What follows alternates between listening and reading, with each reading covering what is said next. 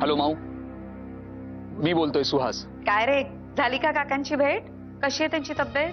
ते ठीक आहेत, पण आता माझं तुझ्याकडे दुसरं काम आहे. मग बोल ना. मी 2 तासात घरी येतोय, मला घरी भेट. काय झालंय सुहास? तुझा आवाज कसा वेगळा वाटतोय? मी आता फोनवर काहीही सांगू शकणार नाही माऊ. मी तुला सांगितलं ना घरी भेट, तेव्हा बोलू. सुहास, अरे चल बाय. बरं, तू ये, आल्यावर बोलू आपण. हा सर.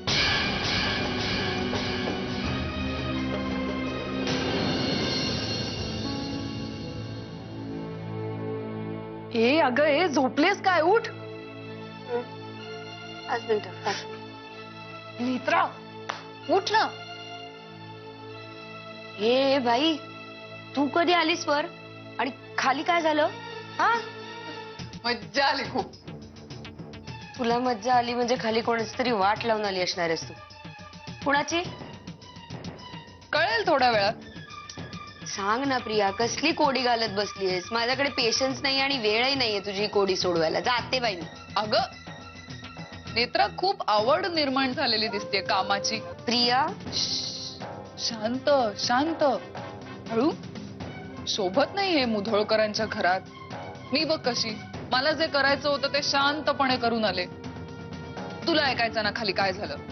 मी सांगते ना, थोड्या वेळात कळेल तुला. सांगायचं असेल तर सांग, नाही तर खड्ड्यात जा यार प्रिया. काय टाइमपास लावलाय? हे बघ, तुझ्या या सस्पेन्स साठी वाट बघायला ना मला वेळ नाहीये. मी जाते आता. तो फोन घे. हा, फोन घे. 5 4 3 2 1. सुहासचा फोन आहे. चल ना, हसतेस काय? अगं हो, घाई काय एवढी? उचलते. हॅलो सुहास. प्रिया, मला तुझ्याशी थोडंसं महत्वाचं बोलायचंय. सुहास प्लीज, जर तू माझी मनधरणी करायला फोन केला असशील तर मला तुझ्याशी काही बोलायचं नाहीये. हे बघ, तू एक गोष्ट एक्सेप्ट कर, दरवेळी माझी चूक नसते, यावेळी चूक तुझी आहे. काय बोलतेस तू प्रिया? तुला तरी कळतंय का? दरवेळेला भांडण तू उकरून काढायचंस आणि अपराधीपणाचं ओझं मी व्हायचं. हेच होत आलंय आतापर्यंत, हेच होत आलंय. अरे, आपण बोटावर मोजण्या इतक्या वेळेला फक्त भेटलो असू आणि तुझा हा असला ऍटिट्यूड आहे. पण यावेळेला मी तुला स्पष्ट सांगतो, यावेळेला चूक माझी नाहीये. त्यामुळे मी माफी मागण्याचा प्रश्नच येत नाही. नको मामी, तू माझी माफी मागूच नकोस. फक्त सांग, आता कशासाठी फोन केलाय? सांगतो ना, सांगतो. प्रिया, मी तुला फक्त एवढंच सांगण्यासाठी फोन केलाय की आता यापुढे तुझं आणि माझं लग्न होणं शक्य नाही.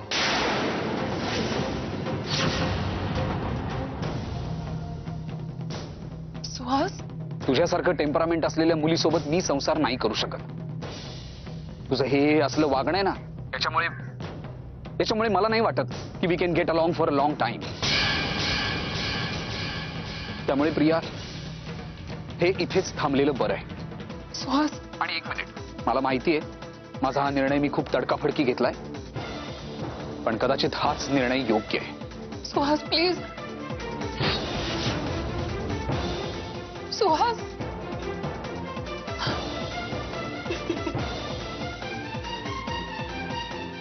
नौटंकी. काय झालं सांगशील का आता? नेत्रा, सुहासने आमचं लग्न मोडलं.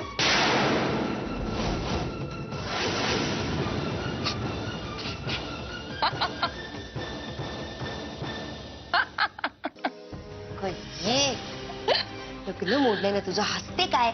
लग्नच मोडलंय ना, आभाळ नाही कोसळलं. मला नीट सांगणारेस का काय चाललंय ते? काही नाही, थोडीशी गंमत केली. पण मला नव्हतं वाटलं तो त्याची नखं एवढ्या लवकर बाहेर काढेल. पण असो, एका चांगल्या खेळाडूची हीच ओळख असते. तो ज्या चालीत तोंडघाशी पडतो ना, त्याच वेळी त्याच्याकडे एक नवीन चाल तयार असते. सोप्या भाषेत सांगशील आता जरा काहीतरी, मला कळेल असं? सोप्या शब्दात सांगायचं झालं तर, सुहासनी कितीही नकार दिला तरी आमचं लग्न होणारच आहे. आणि हे लग्न पुन्हा जुळवून आणण्यासाठी सगळे कष्ट घेणार स्वतः सत्यजित मुधोळकर.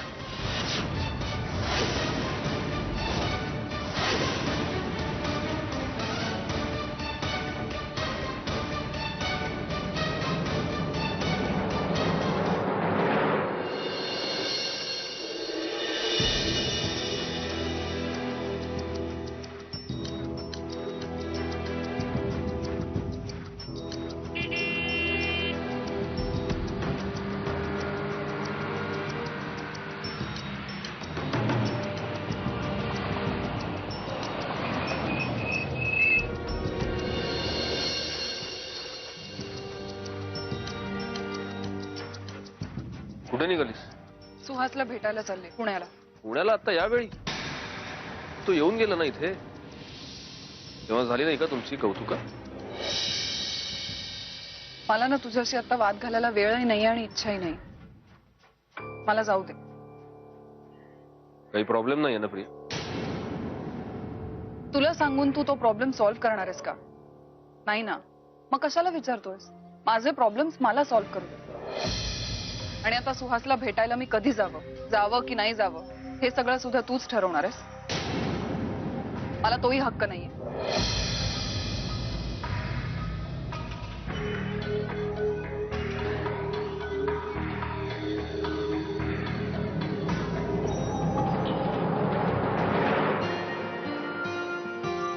अरे तुम्ही लवकर आलात आज. आज लवकर आटपली कामं. पण तू इथे काय? अहो काय नाही, खूप कंटाळा आला होता मला, म्हणून मग टीव्ही बघत होते. चल आता मी आलोय ना, आता तुला अजिबात नकोय. बरं मला एक सांग, प्रिया आता यावेळी पुण्याला का गेली? वहिनी, प्रिया ना सुहासला भेटायला पुण्याला गेलीये. तुम्ही झोपला होतात ना, म्हणून तुम्हाला नाही सांगितलं, मला सांगून गेलीये. मीच विसरले तुम्हाला सांगायला. हो पण कशासाठी? म्हणजे असं काय काम होतं तिचं? काही निरोप ठेवलाय का तिने? नाही, असं काहीच सांगितलं नाही. ऍक्च्युली दुपारी फोन आला होता तिला सुहासचा. बराच वेळ बोलत होते दोघं जण. नंतर एकदम तयार झाली आणि निघूनच गेली. मला काही सांगितलं नाही तिने. आणि मी पण कामाच्या गडबडीत होते ना दिवसभर, मी पण विचारलं नाही. पण प्रिया आता या वेळेला सुहासला का भेटायला गेली मला खरंच कळत नाहीये. मंजिरी, ते दोघं होणारे नवरा बायको आहेत. त्यांनी किती वेळा का कशासाठी भेटावं याच्यावर आपण काय बोलणार? चला चला चला चला आज चला. हो चला.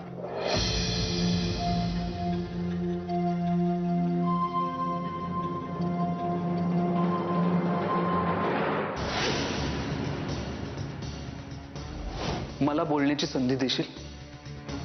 कारण तयारच असतील तुझ्याकडे. प्रिया, मी कराडला गेलो होतो कारण माझ्या काकांची प्रकृती अस्थिर होती. मग तू त्यांना भेटायला गेल्यावर त्यांची प्रकृती एकदम स्थिर झाली का? माझा ना तुझ्यावर अजिबात विश्वास नाही. तुझ्या बरोबर गिरिजा होती का आणखी कोणी?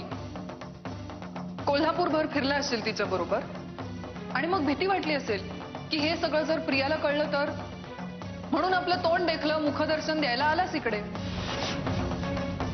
आणि हे कराड बिराड सुद्धा सगळं एक नाटक आहे. तू इथे कोल्हापुरात मला भेटायला आला नव्हताच.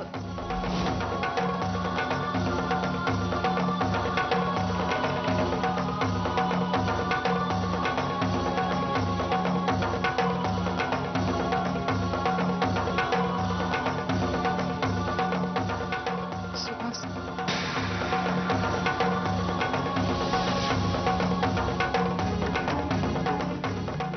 प्रिया, तू? हो मीच. का आश्चर्य वाटतंय? सकाळी माझा एवढा अपमान करूनही निर्लज्जासारखी मी पुन्हा इथे आले म्हणून?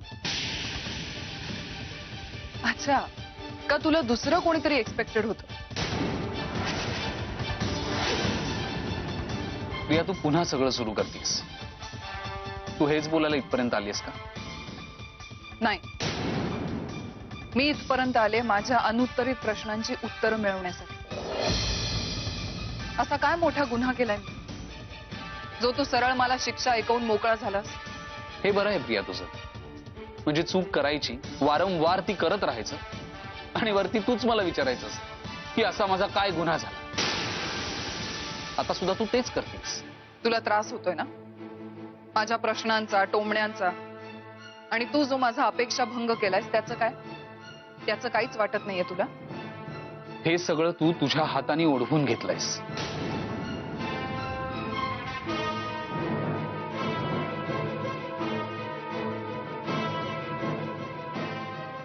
प्रिया तुझं ऐकून मला तुझ्याशी वाद घालायची अजिबात इच्छा नाहीये.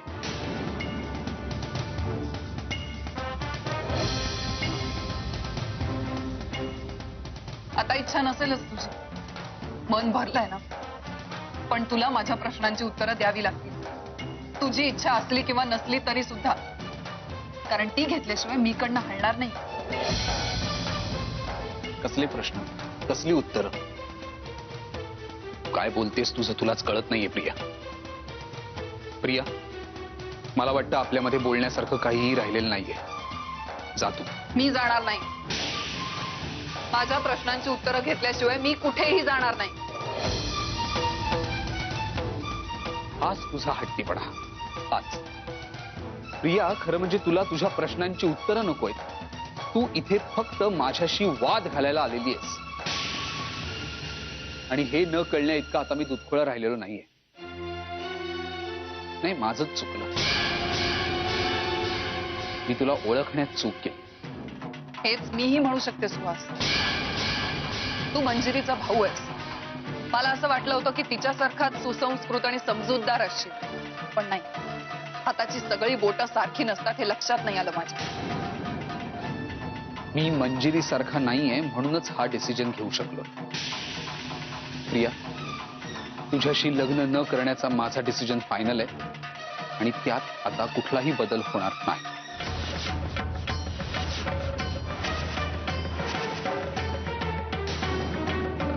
तू जेवढ्या लवकर हे ऍक्सेप्ट करशील तेवढं बरं आहे तुझ्यासाठी.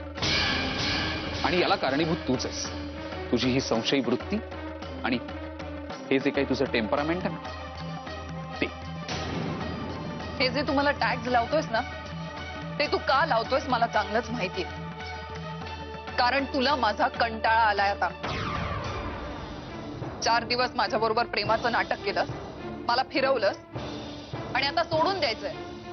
पण सोडून देण्यासाठी काही कारण पाहिजेत ना. म्हणून मी संशयी आहे, मी टेम्परामेंटल आहे, ही अशी कारण पुढे करतोय.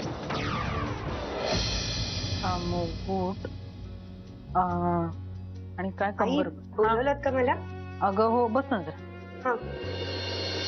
बरं सासूबाई, मंजिरीच्या काकूंना मी डोहाळ जेवणाच्या कार्यक्रमाची कल्पना दिली होती फोनवर. तर तारीख सांगायची होती ती मी कळवून टाकते. एवढी कामं आहेत ग, मला कळतच नाही आपण कसं काय करतोय. अगं तू काय बी काळजी करू नगस ग, समजा व्यवस्थित होईल बघ.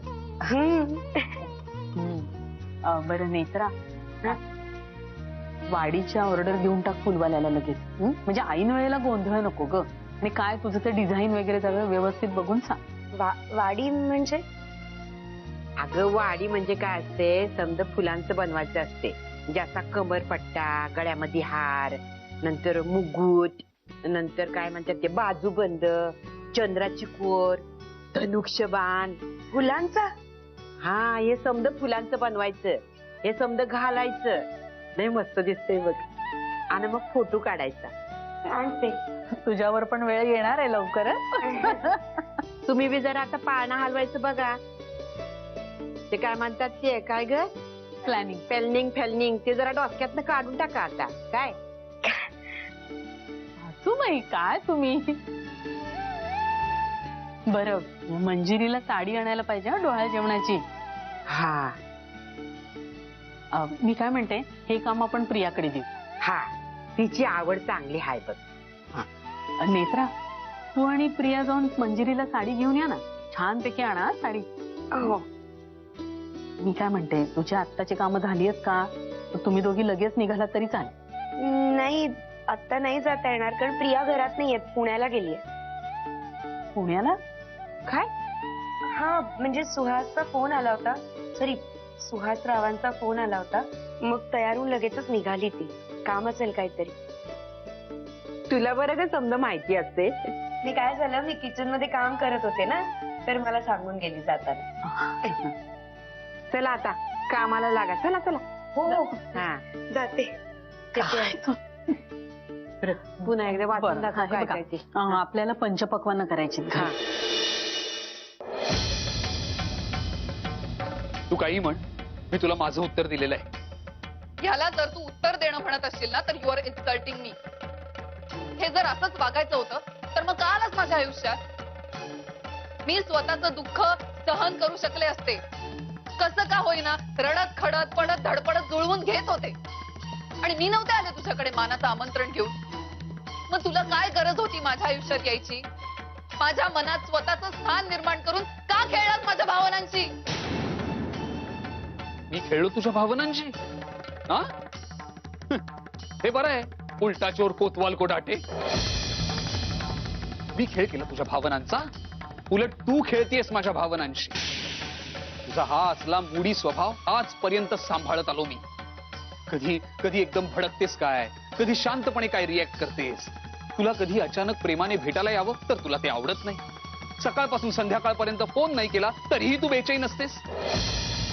हा तुझा असला मूडी स्वभाव मी सांभाळत आलो आणि तू म्हणतेस मी खेळ करतोय तुझ्या भावनांशी. माझ्या मेहनतीने कष्ट घेऊन जीवावर उदार होऊन जी नोकरी मिळवली होती मी, त्यावर केवळ तुझ्यासाठी पाणी सोडलं मी. उद्या तू मला असंही सांगू शकतेस की तीच नोकरी मला परत मिळवून दाखव म्हणून. वा, आजपर्यंत आपल्या रिलेशनशिप मध्ये तू माझ्यासाठी काय काय केलंस याचा हिशोब ठेवलायस ना तू. Very good. प्रत्येक गोष्टीचा चुकीचा अर्थ काढायचा आणि गैरसमज करून घे. मी गैरसमज करून घेत नाहीये. हे तू आता माझ्या तोंडावर मला बोललायस. तुझ्यासाठी हे सगळं खूप सोपं आहे ना सुहास? म्हणून तर फोनवर सांगून टाकलंस प्रिया आपला संबंध संपला. तुझ्यासाठी फक्त 2 वाक्य होती ना ती, पण माझ्यासाठी जगण्याचा आधार होता तो. आणि तोच तू माझ्यापासून हिरावून घेतलाय. तुझं काय रे? मी गेले तर दुसऱ्या 50 मुली उभ्या राहतील तुझ्यासाठी आणि तू सुद्धा खुश होऊन उड्या मारशील. पण माझं काय? मी काय करू? तू आता वाटेल ते बोलतेस. उचलली जीभ आणि लावली टाळ्याला. वाटेल ते बोलत नाहीये. मला कळतंय मी काय बोलतेय ते. सुहास, मी तुला प्रश्न विचारले ना की तुला राग येतो, तुला आवडत नाही ते, आणि मग सरळ लग्न मोडण्यापर्यंत जाऊन पोहोचतोस तू. त्या उलट माझ्या चुकीची मला जाणीव करून दे ना. ते तू करणार नाहीस. मग या सगळ्यावर मी काय बोलावं अशी तुझी अपेक्षा आहे? माझी तुझ्याकडनं आता कसलीच अपेक्षा नाहीये प्रिया. हेच मी तुला सकाळी बरोबरीने समजावण्याचा प्रयत्न करत होतो, पण माझं तू ऐकून घेशील तर ना. म्हणजे ह्या सगळ्यात सुद्धा माझीच चूक आहे असं म्हणायचंय का तुला? हो, तुझीच चूक आहे. दरवेळेला नुसतं मोठमोठ्याने बोलायचं, वाद घालायचा, आणि हे सगळं कशासाठी? तर माझ्यातच कुठेतरी कमतरता आहे हे दाखवण्यासाठी. पण मी आता तुझ्या कुठल्याही नाटकाला बळी पडणार नाहीये. अच्छा, म्हणजे मी नाटकं करते, मी खोटं बोलते हे म्हणायचंय तुला? सुहास, जर माझ्यात इतकी खोट आहे तर तू माझ्याशी लग्न करायला का तयार झालास?